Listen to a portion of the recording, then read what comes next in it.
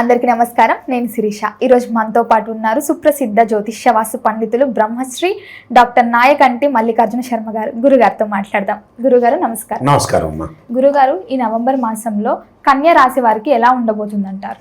తప్పకుండా. ఓం శ్రీ గురుభ్యో నమః. ఓం శ్రీ మాత్రే నమః. కన్యా రాశి, కన్యా రాశికి అధిపతి రాశ్యాధిపతి బుధుడు. అంటే వీళ్ళు కన్యా రాశి వాళ్ళు ఏంటంటే ముందు ముఖ్యంగా ఈ రాశి వాళ్ళకి కొంచెం బుద్ధిపరం అనేది బాగా ఎక్కువగా ఉంటుంది. రాశ్యాధిపతి బుధుడు కాబట్టి కొంత వివేకంగా నిర్ణయాలు తీసుకోవాలి, తొందరగా నిర్ణయం తీసుకోవాలి. ఆలస్యం అమృతం విషయం అంటారు కదా, ఎక్కడ ఆలస్యం అవుతుందో అక్కడ తొందరపాటు నిర్ణయాలు.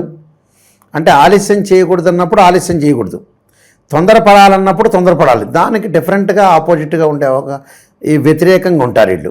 కాబట్టి నిర్ణయాలు తీసుకోవటం అనేది మంచి నిర్ణయాలు తీసుకోవాలి, తొందరగా తీసుకోవాలి. కొన్ని ఆలోచన చేయాల్సిన విషయాలు కూడా ఉంటాయి. అంటే ఈ రాశి వాళ్ళ యొక్క క్యారెక్టర్లో ఏమిటి అని అంటే తీసుకోవాల్సిన నిర్ణయాలనే తొందరగా తీసుకోరు. లేటుగా తీసుకోవాల్సిన నిర్ణయాలు తొందరగా తీసుకోవటం, తొందరగా తీసుకోవాల్సిన నిర్ణయాలు లేటుగా తీసుకునే అవకాశాలు ఎక్కువగా ఉంటాయి. అలానే కొంచెం వివాదాల వైపు వెళ్లకుండా ఉండాలి. ఎక్కడైతే గొడవలు జరుగుతున్నాయో దాని మధ్యలో మీడియేషన్ చేయకూడదు. అలానే ప్రతి దానిలో కూడా విజయం సాధించాలంటే ఒక రికగ్నైజ్డ్ అవసరమే, కానీ వీళ్ళకి గుర్తింపు లభించే అవకాశాలు బాగా ఎక్కువ ఉంటాయి.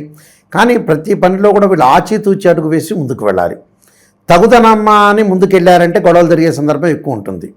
అంటే దేనికి ఎక్కడ ఏం చేయాలో దాన్ని చేసుకునే ముందుకెళ్తే లైఫ్ అనేది లీడ్ చేయగలుగుతాం మనం, లేకపోతే లీడ్ చేయలేకపోతాం.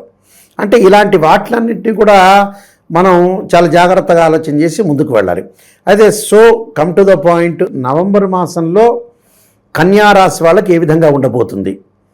గురువు కర్కాటక రాశిలో వక్రస్థితిలో ఉండటం, శని మీనరాశిలో వక్రస్థితిలో ఉండటం, రాహు కుంభరాశిలోను, కేతువు సింహరాశిలోను, శుక్రుడు తులారాశిలోను, రవి బుధ కుజగ్రహాలు వృశ్చిక రాశిలోను, బుధుడు తుల వృశ్చిక రాశిలో సంచారం చేస్తున్నాయి. ఇది గ్రహస్థితి.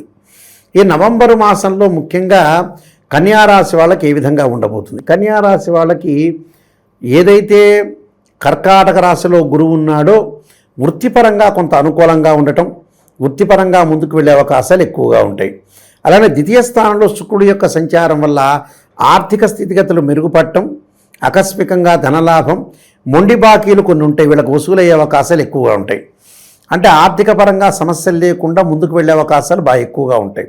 వృత్తిపరంగా కూడా వీళ్ళకి సపోర్ట్ చేసేవాళ్ళు ఎక్కువ అయ్యే అవకాశాలు ఎక్కువగా ఉంటారు. వృత్తిపరంగా సపోర్ట్ చేస్తారు.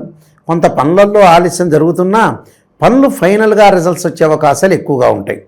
అలానే శని వక్రగతిలో ఉన్నాడు. శని వక్రగతిలో ఉండటం వల్ల కన్యారాశి వాళ్ళకి అనుకూలంగా జరిగే అవకాశాలు ఎక్కువగా ఉంటాయి. ఎందుకంటే కన్యారాశి వాళ్ళకి పంచమాది షష్టమాధిపతి శని సప్తమ స్థానంలో ఉండటం వల్ల లాభాలు కలిగే అవకాశాలు ఎక్కువ ఉంటాయి.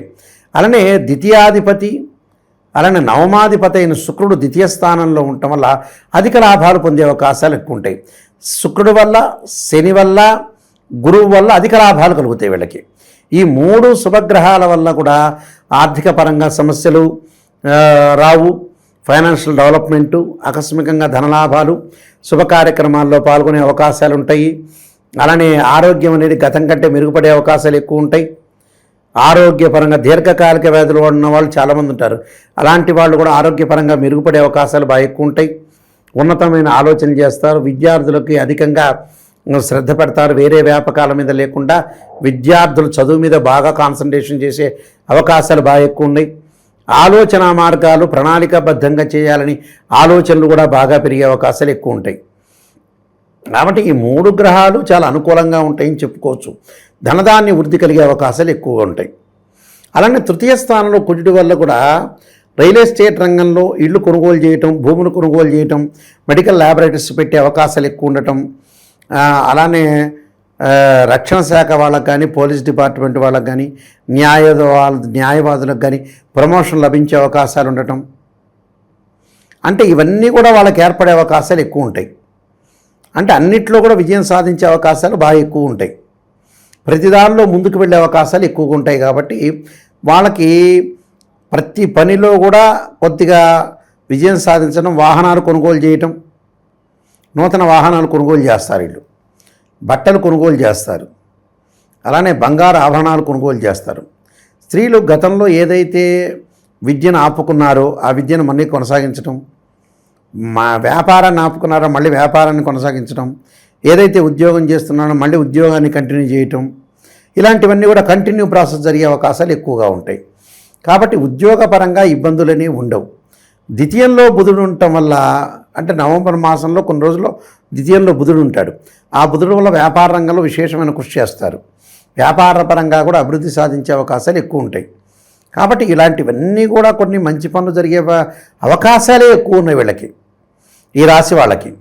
లేకపోతే ఏంటంటే కేతు యొక్క ప్రభావం వల్ల ఆరోగ్యపరంగా గతం కంటే మెరుగుపడినా కొద్ది జాగ్రత్త తీసుకోవాల్సిన అవసరం అనేది ఒకటి ఉంది. అంటే జాగ్రత్త అంటే కేతు వల్ల ప్రమాదాలు జరగకుండా, ఆరోగ్యపరము వేరు, ప్రమాదాలు వేరు. దీర్ఘకాలిక వ్యాధులు ఉన్న వాళ్ళకందరికీ కూడా మెరుగైన ఫలితాలు వస్తాయి. కానీ కేతు యొక్క ఫలితం వల్ల ఏంటంటే తీర్థయాత్రలకు వెళ్ళాలనుకుంటారు, వెళ్ళలేకపోతారు, క్షేత్రాలకు వెళ్ళాలనుకుంటారు, వెళ్ళలేకపోతారు. తర్వాత ప్రమాదాలు జరిగే అవకాశాలు ఎక్కువ ఉంటాయి. ప్రమాదం అంటే యాక్సిడెంట్ జరిగే అవకాశాలు ఎక్కువ ఉండటం, ప్రమాదాల వైపు వెళ్ళే అవకాశాలు, అనవసరమైన రాద్ధాంతాలు, గొడవలు, వాళ్ళ జీవితాన్ని అయితే ఎన్హాన్స్ చేసుకుంటారు, డెవలప్మెంట్ చేసుకుంటారు, దానిలో తప్పులేదు. కానీ ప్రమాదాల విషయంలో మాత్రమే జాగ్రత్త ఉండాలి. మిగతా టోటల్గా ఓవరాల్గా ఎవ్రీథింగ్ విల్ బీ ఓకే అని చెప్పుకోవచ్చు. కానీ ఆకస్మిక ప్రమాదాలు జరుగుతాయి.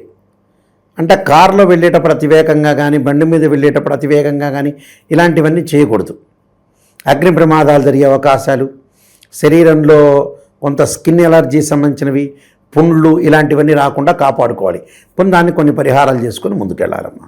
మొత్తం మీద గురుగారు ఎలాంటి పరిహారాలు పాటించాలంటారు? అంగారకాయుధే శక్తి అస్తాయి ధీమే తన్నో భౌమ ప్రచోదయాత్ అనే మంత్రాన్ని చక్కగా చదువుకోవాలి. సుబ్రహ్మణ్య స్వామి యొక్క ఆరాధన, రాహుకాలంలో దీపం పెట్టడం ఒకటి, అలానే గణపతి యొక్క ఆరాధన, తత్పురుషాయుధే మహాదేవాయ ధీమే తన్నో రుద్ర ప్రచోదయాత్ అనే మంత్రాన్ని చక్కగా చదువుకోవాలి. ప్రతి సోమవారం కూడా శివాలయంలో ప్రదర్శన చేసి ఓం నమః శివాయ పంచాక్షరి 108 సార్లు చదవటం వల్ల కూడా మంచి జరిగే అవకాశాలు ఎక్కువ ఉంటాయి. వీలైతే రుద్రహోమం చేసుకోవటం చాలా మంచిది. సంతానం లేని వారు సంతాన పాశుపతాస్త్ర హోమం, వివాహం కాని స్త్రీ పురుషులు ఎవరైతే కన్యా వరపాశుపతాస్త్ర రుద్రాభిషేకాలు, అఘోర గౌరీ పాశుపతాస్త్ర రుద్రాభిషేకాలు చేసుకోవటం చాలా మంచిది. ఎందుకంటే బర్త్ చార్ట్ వేరు, గోచారం వేరు. బర్త్ చార్ట్కి గోచారానికి లాట్ ఆఫ్ డిఫరెన్స్ అనేది ఉంది. అందువల్ల ప్రేక్షకులందరూ గమనించాలి. కేవలం ఈ గోచారీత్యా చెప్పబడే ఫలితాలు అంటే ఇది కూడా అదృష్టాన్ని సూచించే అవకాశం ఉంటుంది. కాబట్టి చాలా జాగ్రత్తగా ఉండి ముందుకెళ్ళటం మంచిదమ్మా. గురుగారు మొత్తం మీద ఈ నవంబర్ మాసంలో కన్యా రాశి వారికి ఎలా ఉండబోతుందో తెలియజేసినందుకు ధన్యవాదాలు. నమస్కారం.